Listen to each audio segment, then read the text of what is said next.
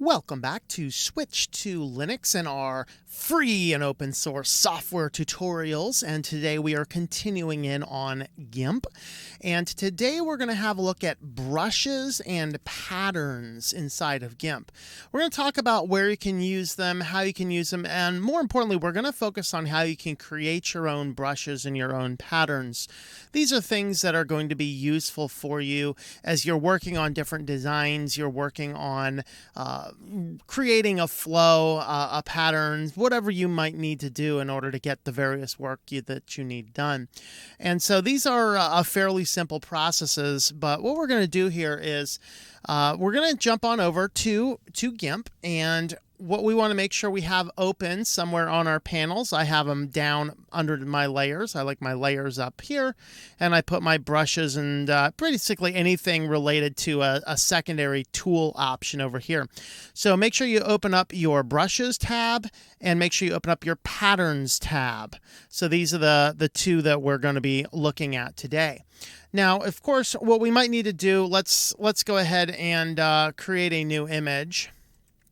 And so I'm just going to go ahead and create a new image from our just our image template form that we created before. And you might have ever noticed looking at the brushes that if you see down here, like, why in the world do they have a pepper? You know, why do they have a GIMP? Why do they have a sun? In fact, I should use this GIMP more often. How many times I actually go online, look for a logo for GIMP when I could just grab it from right here. Duh. But if you do happen to use things, maybe I might use a logo or something and I want to put that in my patterns. That might be something that you might want to do. And so we're going to go ahead and talk about how we can do all that kind of stuff. In fact, maybe I'll just go ahead and use the logo and put the logo in as a brush. Just to give me some extra process that I'm moving along here.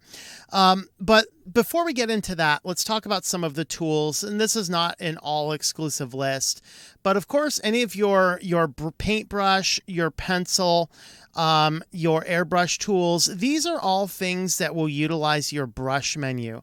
So if you grab your airbrush tool and grab one of the patterns, let me go ahead and we'll go ahead and just add some, let's just make this guy here a white background just for the sake of showing what we're doing here. So you can actually just use your airbrush and paint on top of things.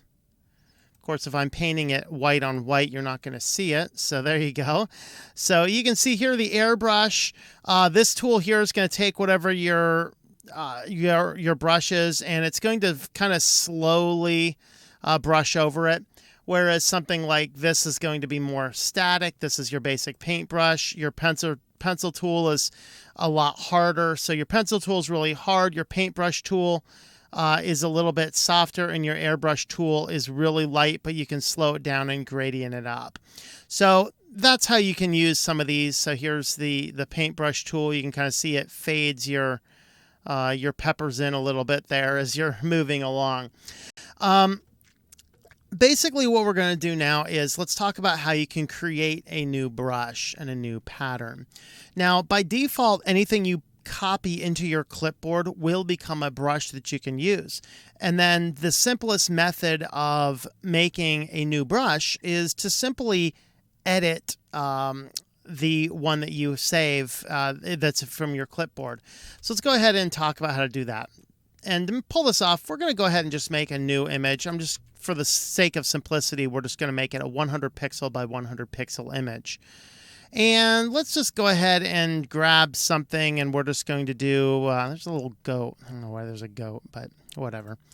So let's grab something like this, and we'll zoom this guy in here a little bit. I'm just holding the control and rolling the mouse wheel just so we can kind of see what's going on. So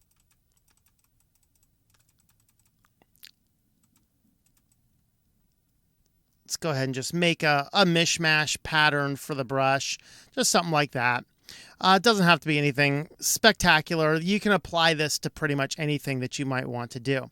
Okay, so now that you have this here, if you press select all, so Control A to select all, and then Control C to copy, you'll notice down here that we have two brushes get added. One of these is the actual image of the brush, and the other is actually a mask of that brush. And so you can use these whether you're using masking like we did last time or something else. You can go ahead and do that. Now, if you want to save these, right-click it and hit Duplicate Brush. What this is going to do is it's going to create a file inside of your home directory on Linux or inside your user directory on Windows and somewhere on Mac. I don't know where it's going to go on Mac.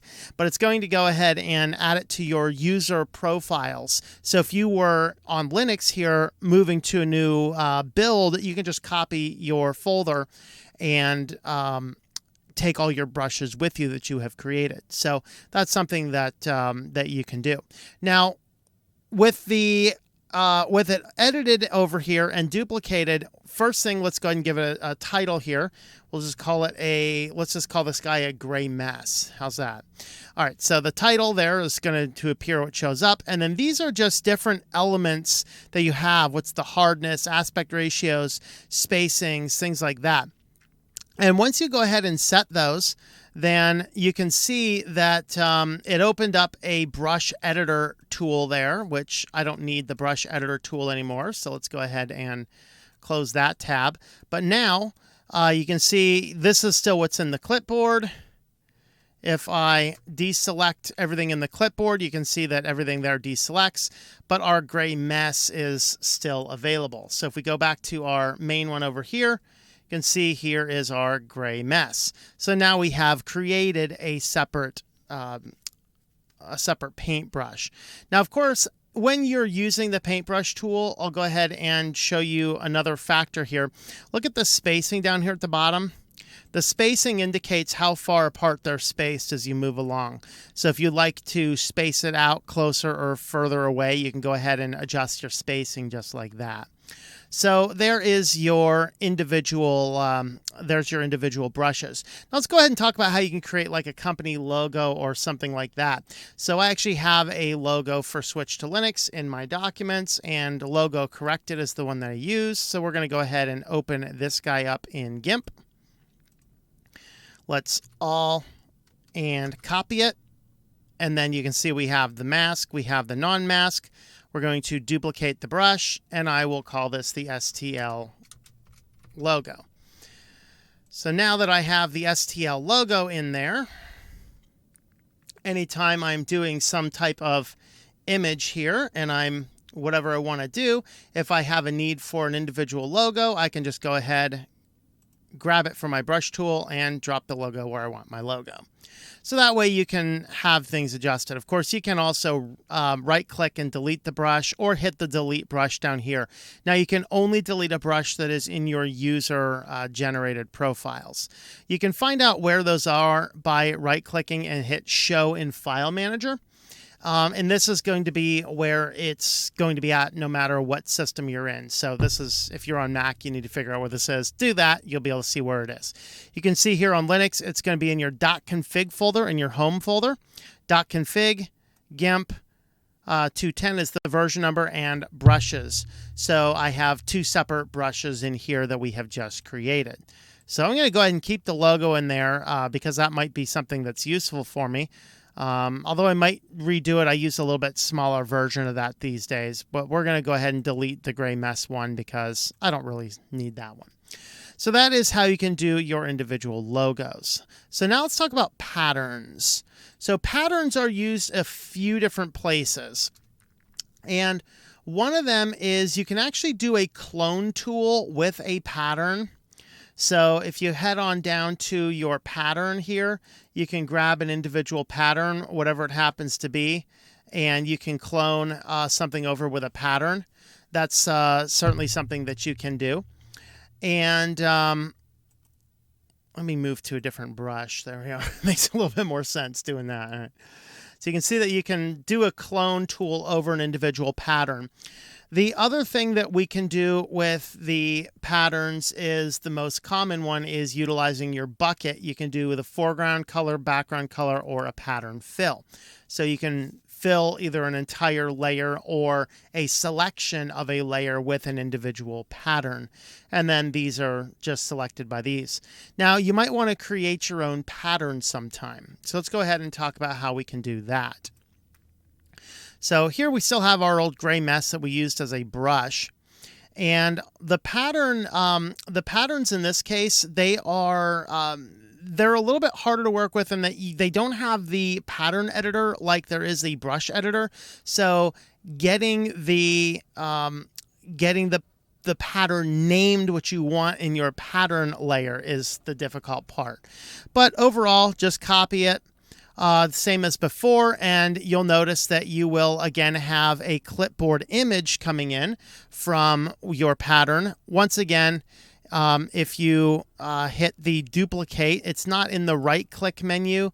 It is down here at the bottom. Hit duplicate this pattern, and you'll see it will come in with this copy name. And the problem is that you can't edit any of the pattern information. Basically, the metadata is what we need to edit, and we can't edit the metadata of this. So no matter what I do, it's going to always show up as clipboard image copy, and that's kind of a little annoying. So what we're going to do is I'm going to open the pattern up in the file manager, which you notice that right now we can't do that. That's because it's a brand new pattern. So we're just going to go ahead and close down GIMP. Reopen GIMP, and then once we reopen GIMP, it is here, and now we will have the ability to show it in the file manager. So this is actually where it happens to be at. So it's called clipboard image copy.pat, and that's what you need. You need that .pat. So we're going to open the pattern as an image. Just the right click, open pattern as an image, and we're going to export as. And when you export as, you want to save it in that directory. So config GIMP 210 patterns, and we're going to call this guy gray mess .pat. Hit export, and it's going to give us a metadata description. This is what we need for naming it. So we'll call this guy the gray mess. Hit export. And now it's going to be inside of our directory. So let's go ahead and delete the original one. So we'll delete this custom pattern. We need to restart GIMP once again. And then when you restart GIMP, it's going to read what is in here. And so now you see that you have a brand new pattern called gray mess. So going over here, let's create our new document, grab this, and then make sure our gray mess is selected. And now we have a pattern fill based on our gray mess. So that is how you can create a pattern and how you can create a brush inside of GIMP, which will save you time in the event that you might need to do something like add a logo or whatever else. So there we go. There's a Switch to Linux logo, or you can make a whole bunch of them stacked on top of each other. So hopefully this has been helpful for you. If you want to see something else in GIMP, leave those in the comments down below. Otherwise, I'm just going to keep on going through the program, finding new things, and showing you how to do them in real time. So thanks for coming along, everybody. I hope that you enjoy switching to Linux. Thank you for watching this video from Switched to Linux. This channel would not be possible without the backing of the program supporters scrolling on the screen now. You can be a supporter at Patreon at patreon.com/TOMM or at thinklifemedia.com. I also want to thank the open source community who creates such excellent software that makes producing this show possible. Please remember to support your software communities. Thank you, and I hope that you enjoy switching to Linux.